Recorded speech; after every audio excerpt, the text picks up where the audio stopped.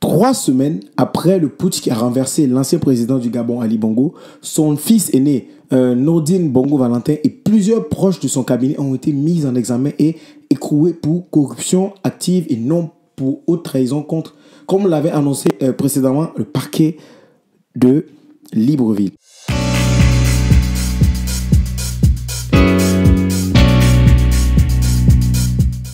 Bonjour, bonsoir, ça dépend de l'heure à laquelle vous regardez cette vidéo.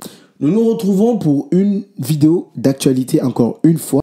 Et si c'est ta première fois sur cette chaîne et que l'actualité, la géopolitique, l'histoire et l'entrepreneuriat sont des sujets qui te passionnent, alors abonne-toi et partage mes vidéos à toutes personnes qui seront intéressées. À toutes les personnes, qui seront intéressées. Alors, coup de filet dans le clan Bongo. Le fils aîné ainsi que des proches du cabinet du président gabonais Ali Bongo Ondimba ont été mis en examen et incarcérés pour corruption active, 3 semaines après le coup d'État qui a renversé le dirigeant déchu.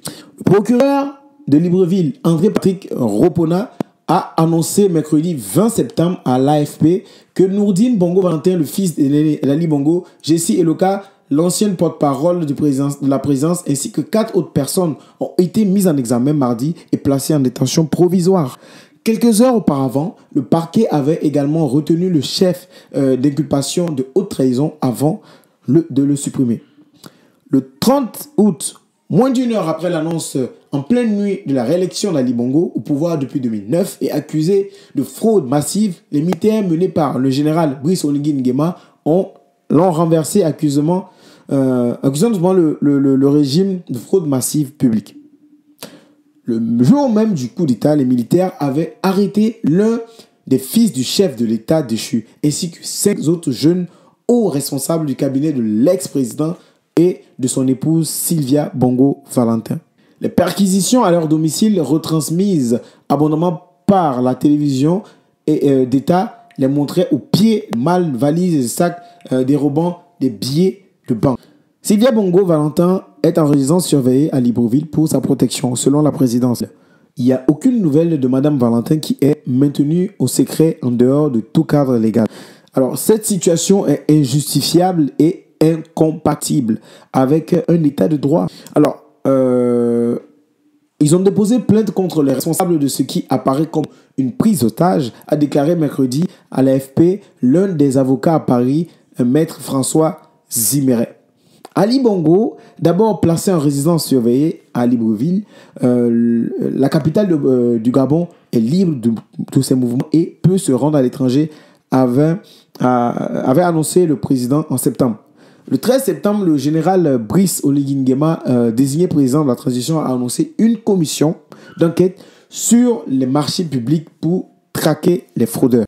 Alors, après le putsch, l'ancien aide de camp d'Omar Bongo avait immédiatement sommé les patrons pratiquant la surfacturation contre des rétro-commissions versées aux hauts responsables du pouvoir déchu de stopper ces manœuvres dans ces passations de marchés publics lors d'un discours menaçant devant 200 à 300 chefs d'entreprise gabonais convoqués à la présidence. Et quelques jours plus tard, il tassait publiquement des centaines de hauts fonctionnaires et cadres du secteur public. Alors, en disant ceci, venez de vous me restituer les fonds détournés sous 48 heures, sinon nous viendrons vous rechercher et ça va être différent.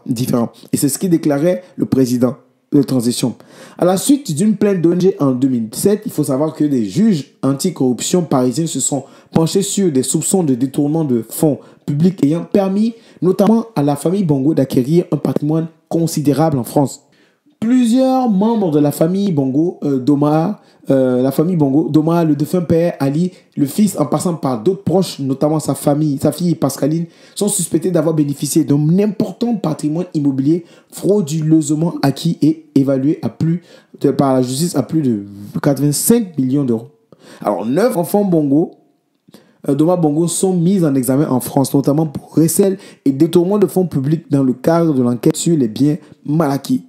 Le Gabon, dirigé par la famille Bongo depuis 1967, où Ali Bongo avait succédé à son père Omar à sa mort en 2009, est souvent dénoncé pour les corruptions qu'il pratiquait. Le pays est classé 136e sur 180 pour la perception de la corruption par Transparency International 2022. Est-ce que L'on pourrait qualifier cet acharnement sur le clan Bongo d'une chasse aux sorcières? Je ne pense pas. Tout en sachant que des sacs de billets et des caisses d'argent ont été retrouvés chez ces derniers. Est-ce que cet argent a été vraiment gagné, honnêtement? Même avec un salaire de 15 000 euros, c'est impossible pendant plusieurs années. Plus de 50 ans d'enrichissement sur la souffrance du peuple gabonais. Plus de 50 ans de blanchiment d'argent. Plus de 50 ans de gabegie financière. Trop, c'est trop. Aujourd'hui est le jour du propriétaire. Et le propriétaire, dans ce cas, est le peuple. Le peuple gabonais. Alors, dites-moi dans les commentaires si vous pensez que ces accusations, ce que vous pensez, de ces accusations et arrestations. En attendant votre réponse en commentaire, merci d'être resté jusqu'à la fin et à bientôt pour une nouvelle vidéo d'actualité.